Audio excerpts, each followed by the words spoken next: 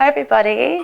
Good to be here. So yeah, I'm Charity Ibadan. I am the Senior Director of Product at Cobalt Music. I've been there 5 weeks, so don't ask me too much about Cobalt. But interestingly, Cobalt basically disrupted the music industry 20 years ago in giving transparency to songwriters and creators and so on and so forth. So yeah, it's been an awesome 5 weeks. And I'm going to talk to you today about influence. And I'll tell you in a second where this quote comes from.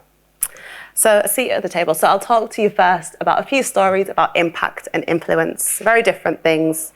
In a world where there's attention so much on influencers right now and social media influencers, influence is great, but if you have influence without impact, in my opinion, that's kind of useless.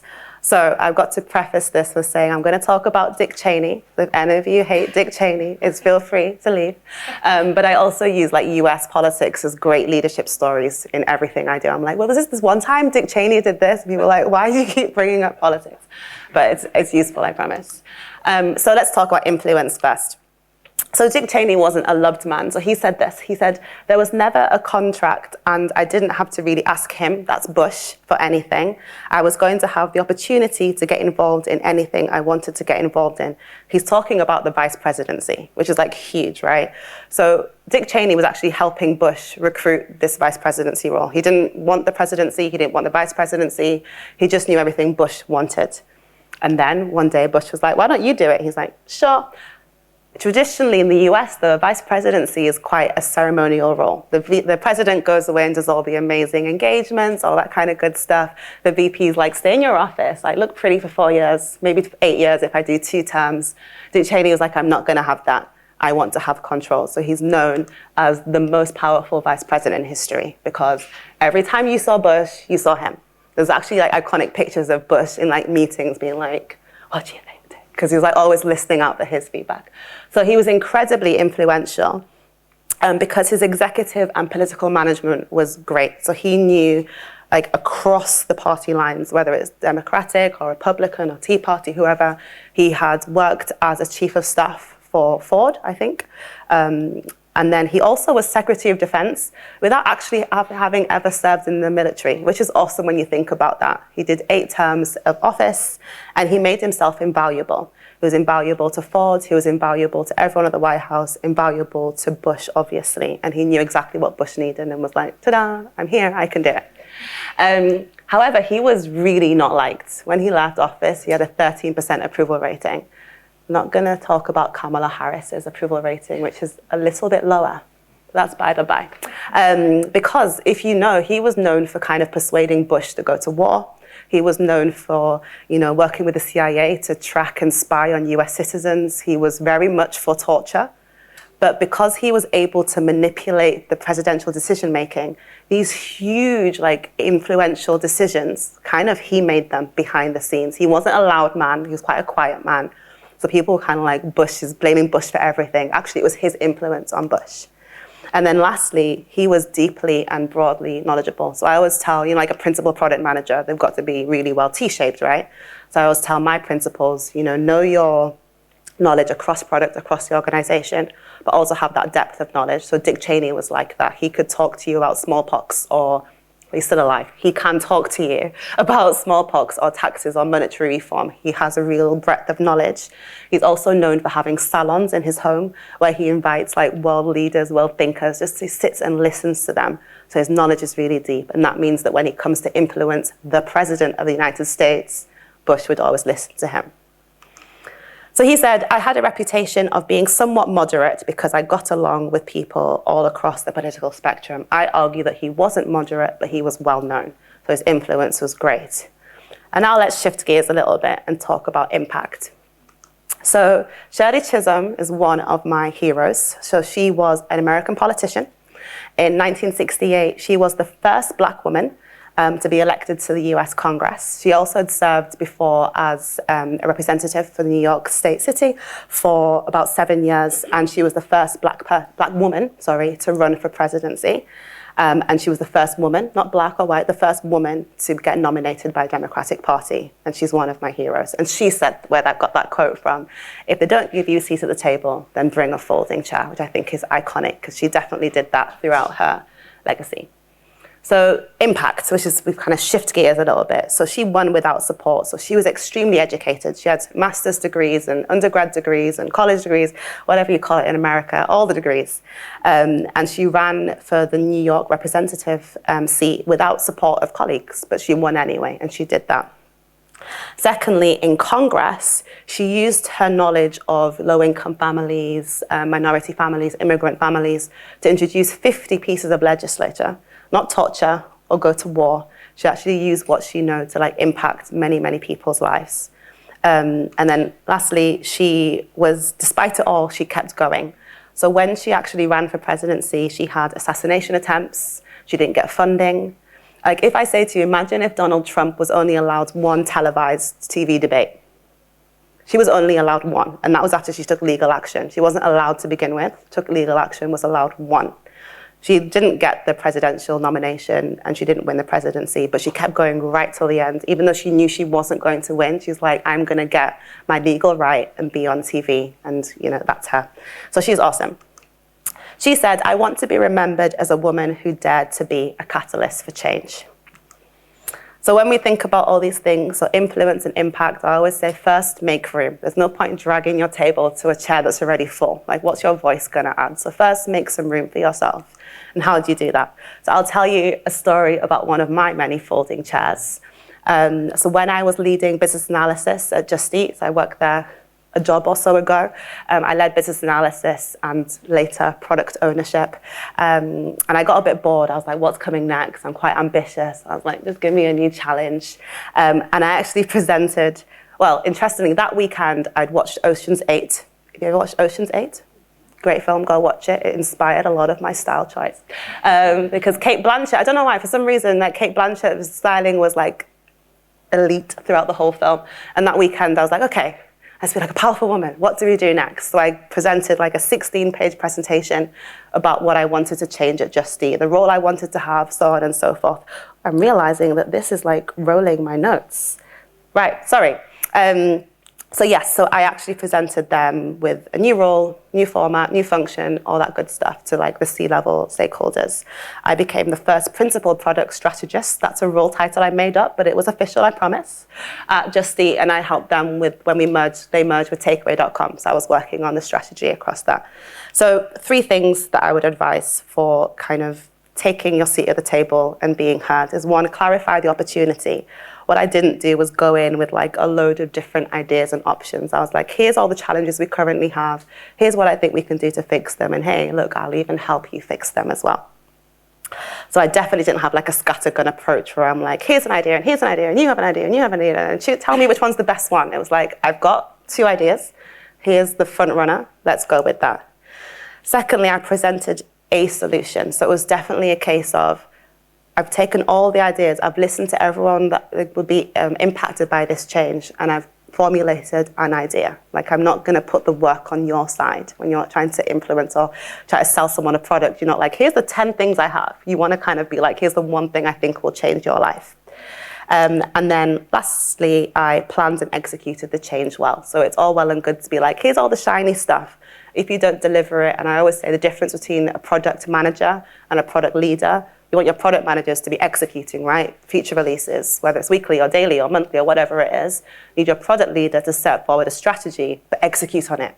Everyone can have like a really pretty slide deck, right? Like, oh, in 5 years, Just Eat's gonna be delivering food by drone in Ireland. We did that, but we had to actually like execute on that as well. And with that, I actually de-risked a lot of the pieces for them as well. So it wasn't a case of, here's my 12-month plan. I actually presented it with, and here's all the things I know you're going to say is wrong with it. And here's all the thoughts I've already had to combat your negative thoughts. So you kind of think, but how do you do that? I'm not sure what happened there. Anyway, blank slide. Another blank slide. So these aren't slides for today. It's just to show you this is actually pulled from that presentation that I did from my proposal. So as I said, I presented them the challenges. You don't have to read through that, don't worry. And then I said, here's the opportunity. I was like, we can do this, this, this, this, this, and I will do all of that. And then I talked about, I wasn't like, where do you think I should sit in the organization? I said, there's 2 options. I report into the CPO or the Chief Delivery Officer. You work it out, but those are the two. And for them, they were like, oh, okay, well, it has to be one of these two since she's made such a great case. So there's a way of kind of being like, this is the role. And then they'll be like, well, you're reporting to this person. I said, I wanted a mandate. I wanted it to be really clear. So this was like pros and cons for both sides. And then I put together a 12-month plan. And I made sure I had people on board that I knew would work with me on this. So he's like, okay, but how do you do this? And it's not just for a role, right? It could be an idea that you have. It could be, I don't know, a thing you want to implement, a new product strategy. It might not be a literal role. Clarifying the opportunity, and I'll whistle through these really quickly. Get to know people. There was no way I could walk into that room and be like, I want to be the head of product strategy or principal product strategist. Just give me the role. I actually made sure I talked to people and had all their grievances. And I was like, will this actually work? Do people actually need this?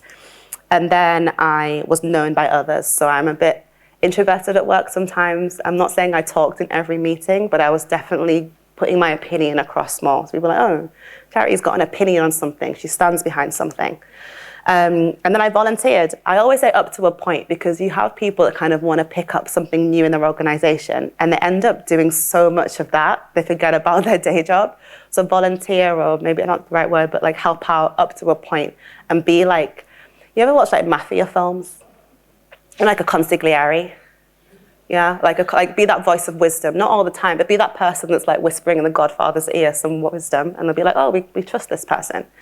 And then speak while you're usually silent. I mentioned this, so don't just talk for any reason. I find that the most annoying thing. But where it's going to add value, raise your voice, have an opinion. Especially, and I'm going to say in this room, when you've got like women or minorities, it's even harder. So try and be that even more. Get yourself included. The meetings that you're kind of walking past or like digitally walking past, if that's a thing. You're like, I wish I was in that meeting, or you hear the output of it and you're like, I wish I'd been there. Be there. Just be like, do you mind me shadowing you for the week? Do you mind if I just come along for the first 5 minutes? That kind of piece. Then think about testing your ideas with allies, because what the change I was implementing was going to be impacting about 30 people's jobs, not in a negative way, but like title changes and scope of work changes. I made sure I tested it out with a few of them, not telling them the plan, but how would you feel if da da da da da. So when I presented the solution, it was like, I've talked to ABC person, they think it's a great idea. Or I've talked to ABC person, I think it's terrible, but here are the steps I'm going to put in place to make sure everyone's on board. And then test yourself, be ready. Sometimes with these huge initiatives you want to build, you have to be ready to actually do it.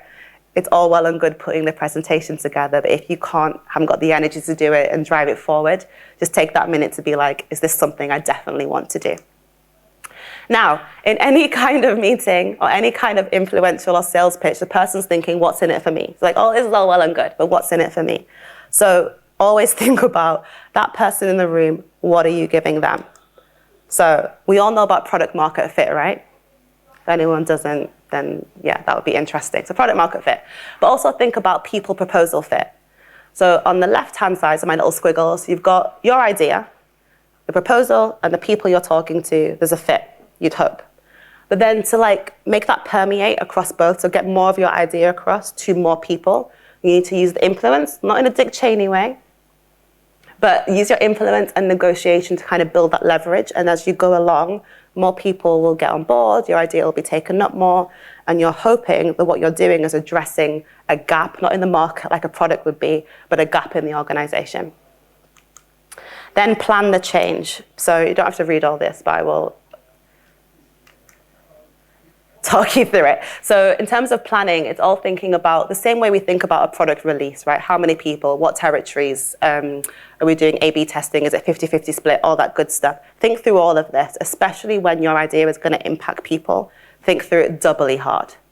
So how am I going to measure it? Who are my key stakeholders? Who's going to be impacted the most? What resources do I need? Not just, oh, give me a job, and then you just do it. You need to have a plan, right?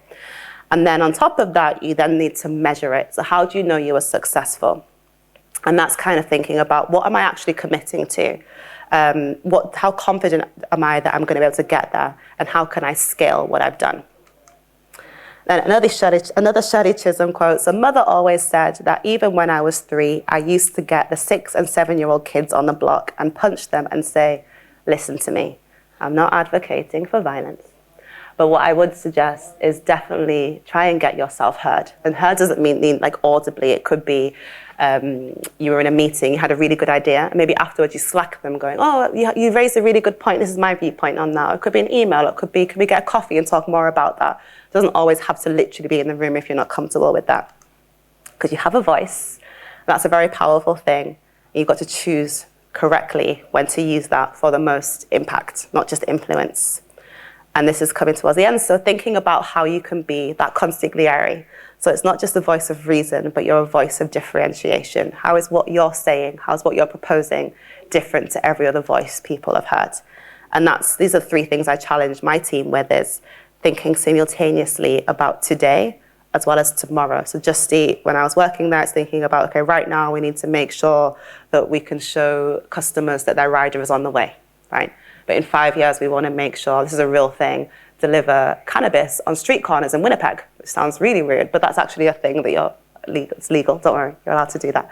And because I look after the delivery teams as well, I challenge them a lot with future thinking, like delivery managers, project managers, thinking about that. How can we dominate the market tomorrow as well as today? Because we all know technology is extremely fast moving, right? Music is extremely fast moving too. I don't want us to regret being late to things. Secondly, bring something different to the table. Like, everyone having the same idea is incredibly dull, incredibly forgettable, incredibly boring. What is it you're bringing? Especially if you're at that table with your folding chair, like, sit confidently in that chair and have something to say. They might give you a real chair. And then lastly, thinking about, especially with more technical products or more technical implementations you want to create, how can you tell that story in the most simple way? I'm not saying business stakeholders are stupid, but if I tell our creative officer that my team's building APIs to make sure our statement process, I've lost her. If I tell her we're building things so that her creatives get paid on time, she's like, oh, okay, this makes sense. So it's just kind of flipping the script. Storytelling is everything, as we all know, right, in product management. And after all that, you're exceptional. And then what? You keep going, you keep going, you keep going, you keep going, you keep going. And you keep being known for being exceptional. And what I would hope is that a product-led company, which I'm trying to turn my company into, is a place where my CEO can come to me, or chairman of the board, and be like, Charity, where's Cobalt going to be in 5 years? What you don't want is them all like in the boardroom going, we've got our plans, and here you go, Charity, implement that. That's not what I want. I want to be at the table when those decisions are made. And I want to be the consigliere to the decision makers, so that I've got whispering in their ear, like Dick Cheney, but not implementing war. So that's what I'd like to be. So just finish with one last Shirley Chisholm quote. So, you don't make progress by standing on the sidelines, whimpering and complaining.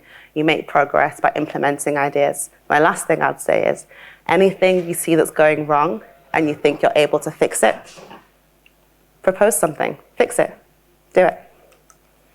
That's it. Thank you.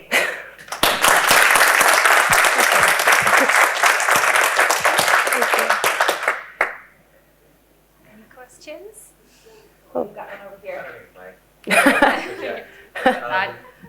You talked a little bit, it's organizational change Yes. to some degree, and I'm wondering if you've encountered active resistors, not just resistors, right? The active ones that potentially don't agree with your plan, your changes, your proposed solution, and what you do to engage with those people and have a voice and get them outside.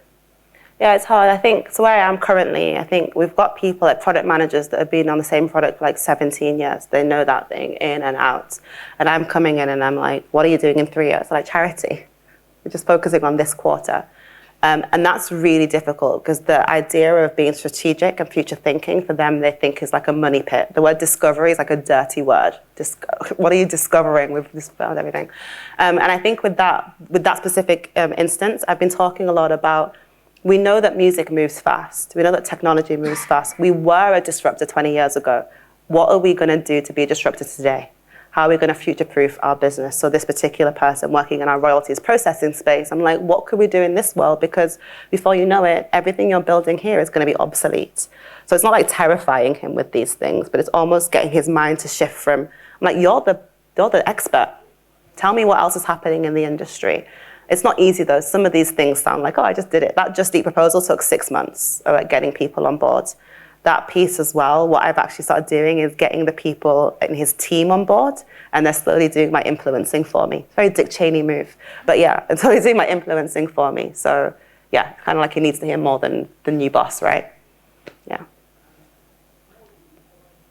Okay. I think you should talk a little bit about, so you said that, you're an ambitious person, and so that was one of the things that allowed you to sit down and say, what is this next role that I want to create? But I think a lot of people, they feel that desire to move into doing something with more impact, but they're not sure how to get started. Can you talk a little bit about just like what that process was like for you? How did you build confidence that you were able to do that? Oh goodness, it does start with Ocean's 8. Okay, that wasn't actually joking. Yeah.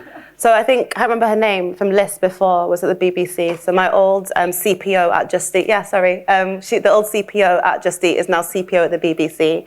I did a lot of, not overt shadowing, that sounds really dodgy, but she kind of picked up, I'm just following you behind in your meetings. No, I did a lot of kind of learning from her, not overtly, but we spent more time together, and I kind of understood, she's quite, I don't know if you know her, but she's quite subtle in her way. She's not going to be very in your face. And I kind of learned from her how you can have that seat at the table, but make sure if you're only saying one thing, make that the strong thing and build up that trust over time. And I think when people start trusting you and then you randomly have I was talking to her about this role, like a one-on-one, it's a lot easier after she kind of knows me to be like, oh, okay, we think Charity might be a good fit for this. Because it's easy for me to present that and they're like, oh, John Smith would be great for this, or Sheila would be great for this. It had to be me. So it just took time. But I think a lot of it is that one-on-one relationship building and then understanding different routes. Because I was at a point where I could have gone down the delivery route, I could have gone down the BA route or the product route. I just played about with it and felt like which is the place I feel a bit more is like a product roadmap, like my career roadmap, which is the place I feel a bit more like I'd like to end up in, like at the end of sprint 5 kind of thing. Hope that answers the question. Okay. Awesome. Other questions? Okay. Awesome. Thank you. Thank you very much.